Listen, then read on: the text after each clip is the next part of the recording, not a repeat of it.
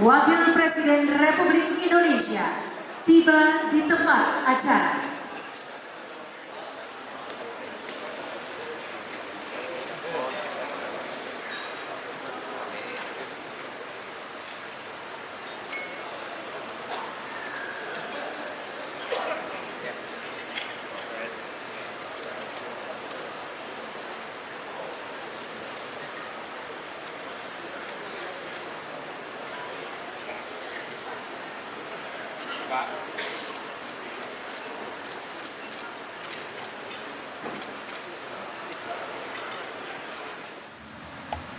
Assalamualaikum warahmatullahi wabarakatuh. Selamat malam, salam sejahtera untuk kita semua. Bismillahirrahmanirrahim. Yang saya hormati Wakil Presiden Republik Indonesia ke-10 dan ke-12, Wakil Presiden Republik Indonesia ke-11, Ketua MPR RI, para Ketua Lembaga Negara, para Duta Besar Negara Sahabat, para Menteri Kabinet Indonesia Maju, Panglima TNI, Kapolri, CEO Kompas Gramedia Group beserta jajaran direksi, Direktur Utama Kompas TV beserta jajaran direksi, hadirin serta undangan yang berbahagia. Puji syukur kita sampaikan pada Tuhan Yang Maha Esa Allah Subhanahu wa Ta'ala atas limpahan rahmat-Nya, sehingga hari ini kita dapat menghadiri acara Malam Puncak Indonesia Raya. Saya mengucapkan selamat ulang tahun ke-12 untuk Kompas TV. Saya dan keluarga termasuk yang menikmati informasi dan hiburan melalui Kompas TV. Salah satu favorit saya adalah acara talk show-nya yang penuh muatan informatif tapi mampu dikemas secara ringan sehingga tetap menghibur. Hadirin sekalian, kemudahan dan keterbukaan dalam mendapatkan informasi mencirikan proses demokrasi dan kemajuan pembangunan. Sejak era reformasi, negara ini telah membuka saluran informasi yang sangat luas. Bahkan kini kita memasuki era transformasi digital. Layanan informasi publik dan kebijakan dalam semua sektor dan tingkatan seperti pemerintah pusat, pemerintah daerah, dan badan publik lainnya semakin dapat diakses oleh siapa saja, baik melalui platform media nasional maupun media sosial. Kemudahan ini selain menandakan kemajuan, juga menjadi tantangan di dalam negara demokrasi. Pekerjaan rumah kita selanjutnya tidak terbatas pada memastikan bagaimana publik mendapatkan informasi yang cepat dan tepat. Ke depan diperlukan upaya untuk mendorong agar informasi tersebut bisa dikelola dan dioptimalkan sebagai instrumen untuk meningkatkan pembangunan dan kesejahteraan. Kemudahan publik mencari dan mendapatkan informasi tentunya juga menghadirkan persaingan di antara televisi swasta nasional dalam menyajikan konten yang terbaik dan terpercaya. Dalam hasil survei Nielsen Indonesia bertajuk Streaming Content Rating pada tahun 2022, presentasi pemirsa televisi di tanah air mencapai 81,1%. Angka ini menunjukkan mayoritas masyarakat Indonesia masih menikmati siaran dan informasi dari televisi. Namun survei tersebut juga mencatat pertumbuhan internet yang kian signifikan hingga mencapai 76,7%.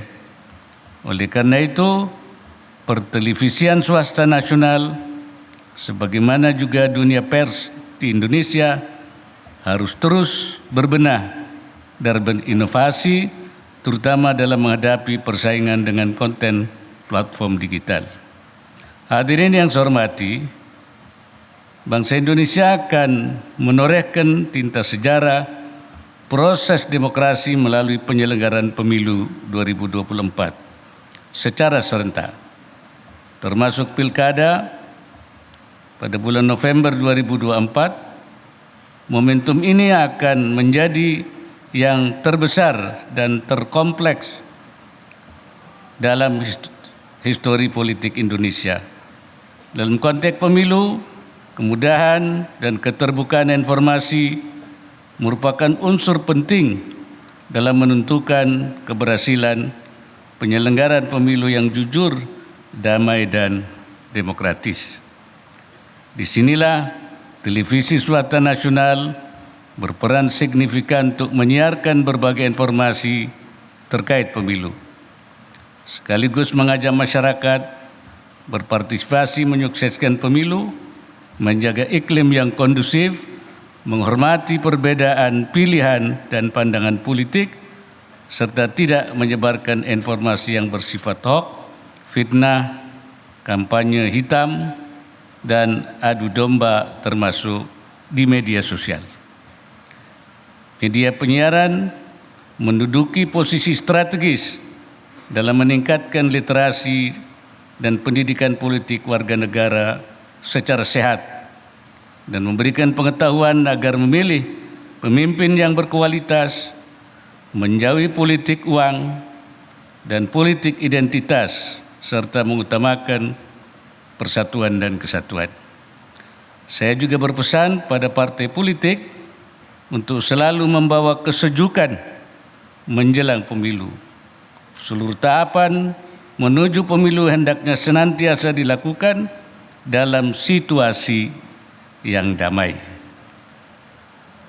sehingga masyarakat dapat menyaksikan dan menikmati proses demokrasi yang menyenangkan dan berbalut persatuan nasional.